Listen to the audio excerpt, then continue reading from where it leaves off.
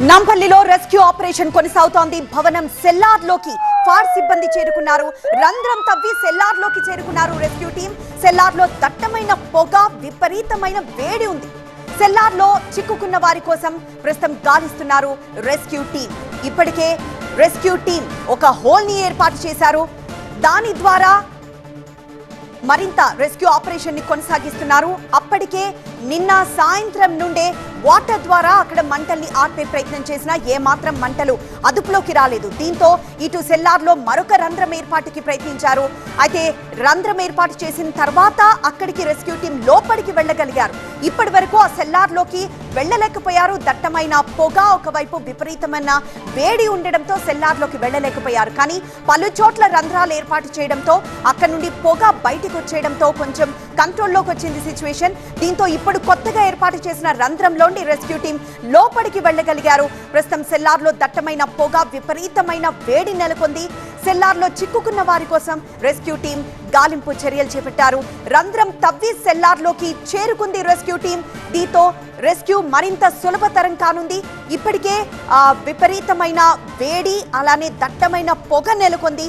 కానీ కొన్ని చోట్ల అదే బిల్డింగ్ కి చుట్టుపక్కల సెల్లార్ కి సంబంధించి కొన్ని చోట్ల రంధ్రాన్ని ఏర్పాటు చేయడంతో కొంత వేడి తగ్గింది. అలానే పొగ కూడా కొంచెం బయటికి వచ్చేయడంతో రెస్క్యూ టీం లోపలికి వెళ్ళగలిగారు. సో ఎవరైతే 5గురు అక్కడే చిక్కుకుపోయారో వాళ్ళని గాలించే చర్యలు చేపట్టింది రెస్క్యూ టీం. సో ఇప్పటికే భారీగా అక్కడ అధికారగణం చేరుకున్నారు. అక్కడ రెస్క్యూ కొనసాగిస్తున్నారు. ఉదయం నుండి కూడా మరొకసారి రెస్క్యూ మొదలుపెట్టిన దగ్గర నుండి కూడా మంటలు అదుపులోకి రాలేదు. పొగ కూడా దట్టంగా అలుముకుంది.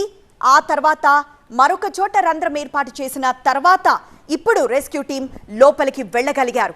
అయితే చిక్కుకున్న 5గురు ప్రాణాలతో బయటపడతారా లేదా అన్న విషయం తెలవాల్సి ఉంది. మరింత సమాచారం అక్కడే ఉన్న మా ప్రతినిధి ప్రణీత అందిస్తారు. ప్రణీత, ప్రస్తుతం రెస్క్యూ టీం లోపలికి వెళ్ళినట్లు తెలుస్తోంది. లోపల సిచ్యువేషన్ ఎలా ఉందని అక్కడ అధికారులు చెప్తున్నారు.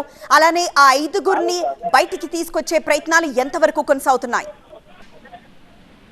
కాసేపు క్రితమే ఒకరి మృతదేహాన్ని ఇప్పుడే బయటికి తీశారు. సో ఈ 60 years వృద్ధురాలు ఎవరైతే ఉన్నారో సో ఆమెకు సంబంధించినటువంటి మృతదేహాన్ని కాసేపు క్రితమే సెల్లార్ లోపల నుండి బయటికి తీసి అంబులెన్స్ లో హాస్పిటల్ కి తరలించారు. సో ప్రజెంట్ వారి కుటుంబ సభ్యులను కూడా ఇప్పటికే హాస్పిటల్ కి రావాల్సిందిగా ఇన్ఫర్మేషన్ ఇచ్చినటువంటి సందర్భాన్ని కూడా చూస్తున్నాం. సో సెకండ్ అంబులెన్స్ ని ఇప్పటికే లోపలికి పంపించారు. సో సెకండ్ అంబులెన్స్ లోపలికి వెళ్ళిన తర్వాత మరొక ఇంకా 4గురు లోపల ఉన్నారు కాబట్టి వారికి సంబంధించినటువంటి కూడా బయటికి రావాల్సింది. సో ప్రజెంట్ వారిని కూడా బయటికి తీసుకొచ్చేటువంటి ప్రయత్నంలో భాగంగా ఆల్రెడీ అంబులెన్స్ ని ఇప్పటికే లోపలికి పంపించారు. సో లోపలికి వెళ్ళినటువంటి టైంలో ఎవరిని కూడా ఈ సరౌండింగ్స్ లో పోలీసులు ఉండనివ్వడం లేదు. మొత్తం ఈ రోడ్ అంతా కూడా బ్లాక్ చేశారు. వన్స్ అంబులెన్స్ ఈ రోడ్ గుణంగా లోపలికి వెళ్ళిన తర్వాత ఇటు సైడ్ నుండి నేరుగా హాస్పిటల్ కి వెళ్లే విధంగా రూట్ అంతా కూడా సిద్ధం చేశారు. సో ఒకరికి సంబంధించినటువంటి విజువల్స్ అయితే కాసేపు క్రితమే మనకి కనిపించాయి. సో ఈ 5గురులో 60 years ఏజ్ ఉన్నటువంటి ఒక వృద్ధురాలు, అంటే ఆల్రెడీ ఆ సెల్లార్లో ఉన్నటువంటి మహిళ ఎవరైతే ఉన్నారో సో ఆమెని బయటికి తీశారు. దాదాపు 21 hours తర్వాత స్ట్రగుల్ చేసిన తర్వాత ఈ బిల్డింగ్కి లెఫ్ట్ సైడ్ ఉన్నటువంటి రంధ్రం ద్వారా లోపలికి వెళ్ళేటువంటి యాక్సెస్ ఫైర్ సిబ్బందికి దొరికింది. సో దాని ద్వారానే మొత్తం ఇక్కడ లోపలికి వెళ్ళినటువంటి టీమ్స్ ఒక్కొక్క మెంబర్ని, లోపల చిక్కున్నటువంటి మెంబర్ని బయటికి తీశారు. సో ఒకరికి సంబంధించినటువంటి విజువల్స్ అయితే కాసేపు మనకి కనిపించాయి. హాస్పిటల్కి అంబులెన్స్ ద్వారా అయితే వాళ్ళని తరలించారు. వాళ్ళ ఫ్యామిలీ మెంబర్స్కి ఇప్పటికే ఇన్ఫర్మేషన్ ఇచ్చారు. సో వాళ్ళందరూ కూడా హాస్పిటల్కి అయితే వెళ్ళారు.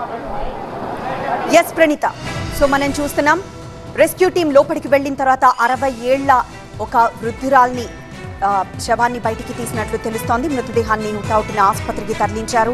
మిగతా 4గురి పరిస్థితి ఎలా ఉంది, వాళ్ళు ఏ పరిస్థితుల్లో దొరుకుతారన్న ఆందోళన నెలకొంది కుటుంబ సభ్యుల్లో. ప్రస్తుతానికి రెస్క్యూ అయితే కొనసాగుతోంది. మరింత వేగవంతంగా రెస్క్యూ చేసే అవకాశాలు కనిపిస్తున్నాయి.